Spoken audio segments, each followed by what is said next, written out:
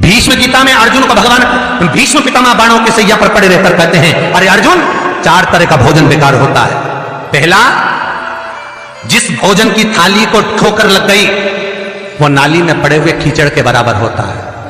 दूसरे नंबर का भोजन, जिस भोजन की थाली को कोई लांग कर चले गया वो भोजन भ्रष्टा के बराबर होता है, गंदगी के बराबर।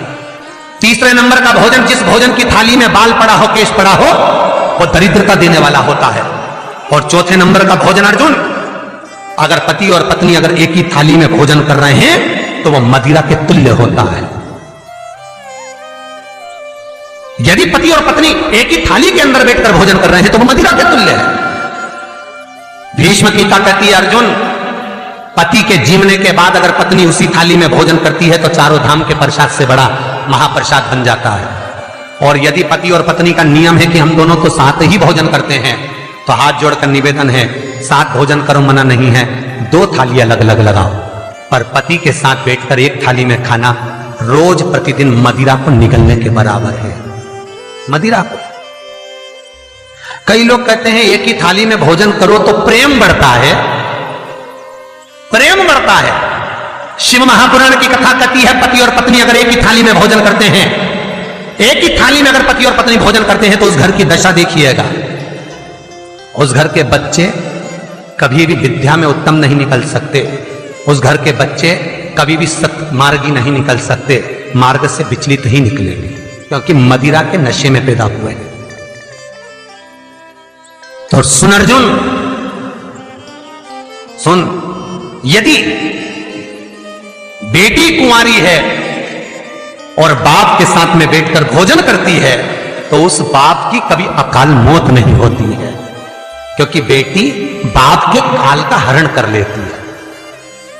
बेटी कुंवारी है, बेटी की शादी हो जाए जब पहले वो पिता के साथ भोजन ना करे क्योंकि गोत्र बदल गया, पर बेटी जब तक कुंवारी है बाप के साथ बैठकर भोजन करेगी तो बाप के काल को हरण कर लेती है। ये उसी तरह जैसे एक गाय ब्याह गई हो और एक गाय कुंवारी हो। महाराज, ब्याही हुई गाय का गोबर से लीपने से ज्यादा फलदायी होता है कुंवारी गाय का गोबर से लीपना, वो ज्यादा फलदायी। बछिया के गोबर से लीपना, कुंवारी गाय के गोबर से जो ब्याही ना हो। कितना कितना शास्त्र प्रमाण देता है महाराज। कई लोग दुखी भी हो रहे होंगे आज हमारी कथा सुनकर कि भगवान गुरु जी आपने कह दिया कि एक थाली में भोजन मत करो और हम तो इतने साल से करते हुए आ रहे हैं और अलग अलग करेंगे और ऐसा और वैसा। कई लोग तो चैनल ही बन। शिव महापुराण की कथा कहती है, यदि आप भगवान विष्णु के मंदिर गए हो, सत्यनारायण भगवान के मंदिर गए हो, राम मंदिर गए हो, कृष्ण मंदिर गए हो, दत्त मंदिर गए हो, किसी भी देवता के मंदिर में जाते हो, वहां का प्रसाद आप 15 दिन 20 दिन तक रख सकते हो, पर शंकर का प्रसाद रात भर नहीं रखाता। क्यों? क्योंकि शंकर का प्रसाद एक दोपहर संध्या तक आपका है, रात्रि को 9:15 तक शंकर का प्रसाद आपका है साहब। शंकर भगवान ने जब 12 की रचना करी थी, घड़ी की रचना भगवान शंकर ने करी, तिथि और समय की रचना भगवान शंकर ने करी। एक एक घड़ी, एक एक पल, एक एक तिथि, एक एक नक्षत्र, समय, पल, सबकी रचना शंकर करे। सबकी रचना इसीलिए तो शास्त्र कहता है ना, लिंग पुराण वर्णन करती है, नर्मदा पुराण कहती है, शिव महापुराण की कथा कहती है, जब व्यक्ति को कोई भारी रोग हो जाता है, कोई कैंसर जैसी बीमारी हो गई, कोई किडनी ही खराब हो गई, कोई लीवर ही बेकार हो गया, कोई बड़ी बीमारी हो गई, तो आप किसी ब्राह्मण से पूछेंगे कि पंडित जी हमको शंकर भगवान का अभिषेक करवाना है, कौन सा टाइम करवाना चाहिए, तो उसका भी समय शिव महापुराण निश्चित करती है, उसका भी समय हमारे लिंग पुराण निश्चित करती है, उसका भी समय नर्मदा पुराण निश्चित करती है।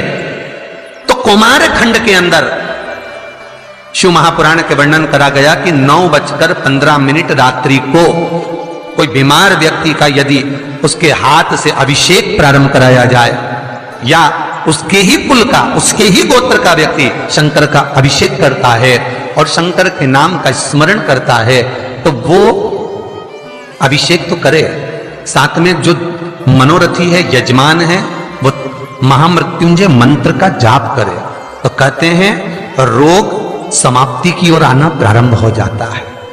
रोग समाप्ति की ओर आना, रोग समाप्ति की ओर पहुंचना भगवान शंकर। कि पावन कथा कहती है, एक कलश के अंदर महाराज दूध ले लीजिए, उसमें काली तिल्ली डाल लीजिए, थोड़ा सा आंवला, सूखा आंवला बाजार में मिलता है, उसको डाल दीजिए। बाजार में अगर बीला मिल जाए, बीला का फल, बेलपत्री में जो फल लगते हैं, बीला का गुर्दा, बीले के अंदर का भाग, अगर बीला नहीं मिले तो बाजार में सूखा बीला मिलता है, उसको पानी में गला लो, गला कर उसको पीस लो, पीस कर उसका उपटन बना लो, पीस के उसको एक कटोरी में ले लो।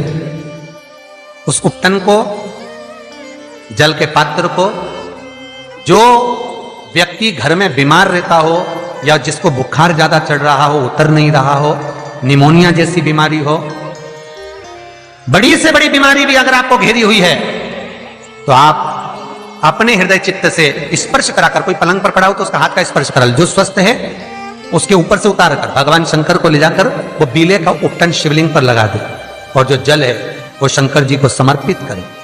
कौन सा मंत्र बोलना है? उस मंत्र का स्मरण आप सब प्रेम से करें। ओम, जितने टीवी के सामने बैठे सब बोलिए, ओम जूम, जामे ऊ की मात्रा, अम की बिंदी, जूम, सहा, सा दोहा की बिंदी, सहा, ओम जूम सहा, ओम जूम सहा। इस मंत्र का जाप करते हुए जो दूध चढ़ा देता है उपटन लगाकर, उसकी बीमारी, उसका रोग समाप्त हो जाता है। बहुत ध्यान देना, उसी चढ़ाए हुए जल को, दूध को, उस उपटन के भाग को थोड़ा सा ले आइए। जिस बच्चे को निमोनिया की बीमारी है, जिसका बुखार नहीं उतर रहा हो, उसके मस्तक पर लेपन कर दीजिए, हृदय चित्त पर लगा दीजिए महाराज। उसके बाद में उस बच्चे को वस्त्र से, गीले वस्त्र से पोंछ दीजिए, उस वस्त्र को झटकार दीजिए, बच्चे का बुखार 10 मिनट के अंदर उतर जाएगा। ये कभी भी कर सकते हो, ऐसा कोई दिन निश्चित नहीं है, कोई तिथि निश्चित नहीं है। जब बुखार आए, जब स्वास्थ्य ज्यादा गड़बड़ हो जाए, तब करिए। मंत्र का जाप करते हुए ओम हूम ओम जूम सहा, इस मंत्र का बस स्मरण करना है। ओम जूम सहा मंत्र का स्मरण करिए और शिव की आराधना करिए। ये वो औषधि है जो सती माता ने भगवान शंकर से विवाह के प्रथम में प्राप्त करी है। यदि कहीं से 5 मुखी रुद्राक्ष मिल जाए और 5 मुखी रुद्राक्ष को तांबे के कलश में जल भरकर उसमें डाल दो, किसी चम्मच से उस रुद्राक्ष को निकाल लो आधे घंटे डालने के बाद,